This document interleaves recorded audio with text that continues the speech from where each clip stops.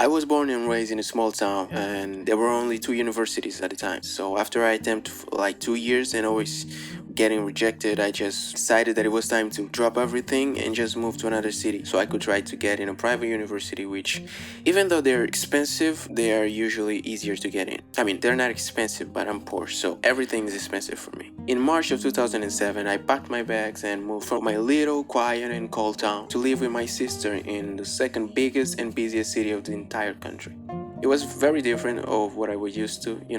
There's like big buildings, oceans, and a lot of people from all over the world. And it was kind of overwhelming at first. One day after I arrived, I went to the university and gave my submission for the test. 6 days later, I made the test and I passed. I started to attend the classes at March 21st, but they had already started like 2 weeks earlier. So there was already a lot of people that knew each other, and that made of me the new guy.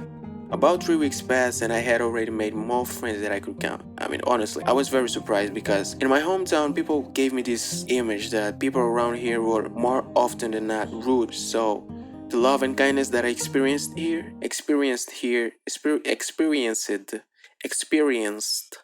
I'm sorry, I don't speak English, okay? Don't blame me. Blame my teachers. So the love and kindness that I experienced here really surprised me.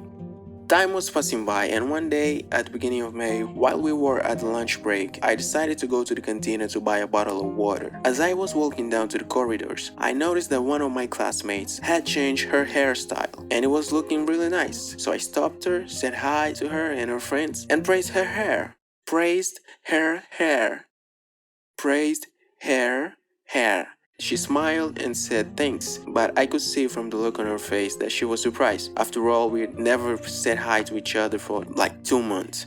So we said goodbyes and I continued my quest for the bottle of water. A few days later, one of my girls/friends that used to sit next to me decided that she was mad at me or whatever the hell she thought I had done to her. So she went to sit somewhere else. Patricia noticed that and asked me if she could sit next to me. And I said yes, of course, why not? And basically we just became inseparable. I mean, we talk about pretty much everything. And around that time, I started to hear these rumors that we were dating and stuff.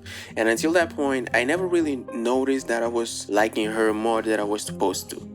A few weeks later, some douchebag created a fake Facebook account and started to send me these messages saying things like, stay away from Patricia, I'm gonna kill you, I have friends in your class and they give me information about you and so on. And it was just hilarious. So I took some screenshots and sent them to Patricia.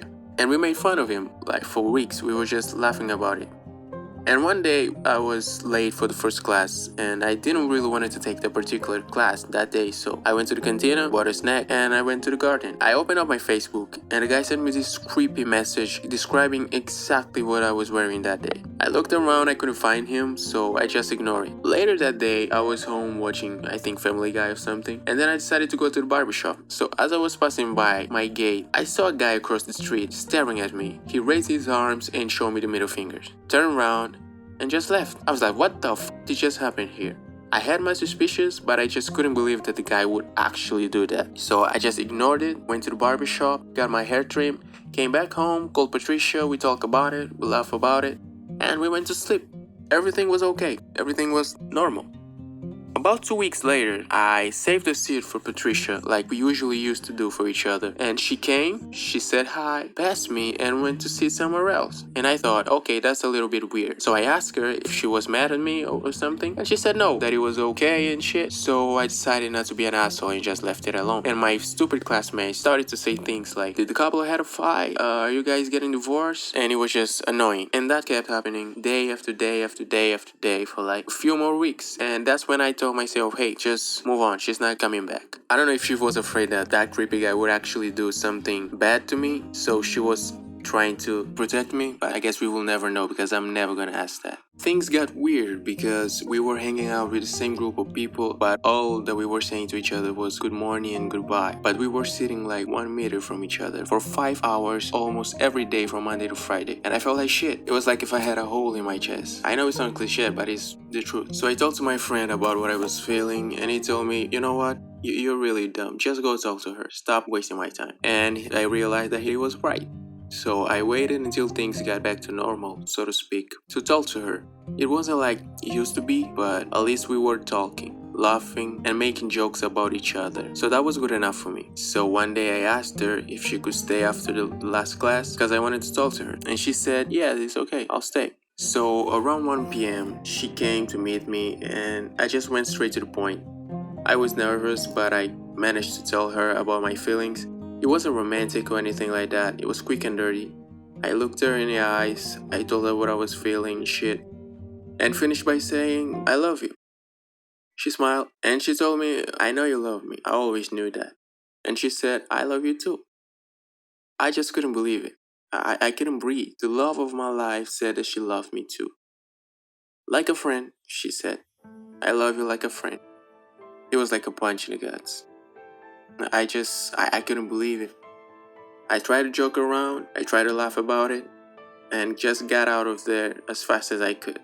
I've always known that things could go that way, so I was kind of prepared, but it didn't make things any easier.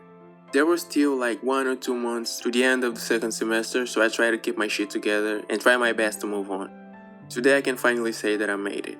Me and her, we still talk from time to time, but it's not as much as we used to do. But hopefully in a month, if somehow I find a way to pay my astronomical debt at the university, we will see each other again more often. Until then, things will remain the way they are.